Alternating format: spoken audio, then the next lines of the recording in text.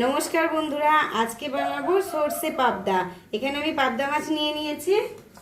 মাছগুলোয় আমি লবণ হলুদ মাখিয়ে কড়াইয়ে সর্ষের তেল আর অল্প একটু লবণ দিয়ে নিয়েছি। পাবদা মাছ প্রচণ্ড ফাটে, আপনারা ঢাকনা দিয়ে দেখে মাছটা ভাজবেন। মাছগুলো আমার ভাজা হয়ে গেছে, আমি এবার তুলে নেব।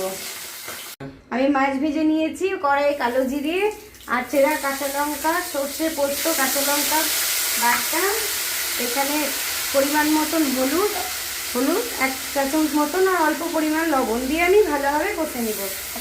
আমি মশলাটা হালকা করে কষিয়ে নিয়েছি। এবার আমি মাছগুলো দিয়ে অল্প পরিমাণ জল দিয়ে ঢাকনা দিয়ে ঢেকে দেব।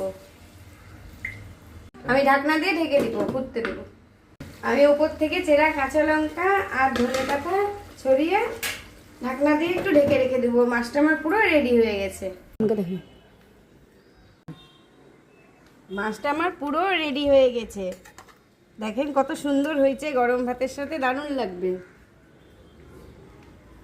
আমি উপর থেকে একটু সর্ষের তেল ছড়িয়ে নেব। পুরো রান্নাটা আমার রেডি হয়ে গেছে। রেসিপিটা যদি ভালো লেগে থাকে একটা লাইক আর সাবস্ক্রাইব করে আমার পাশে থাকবেন। নমস্কার, ভালো থাকবেন, সুস্থ থাকবেন।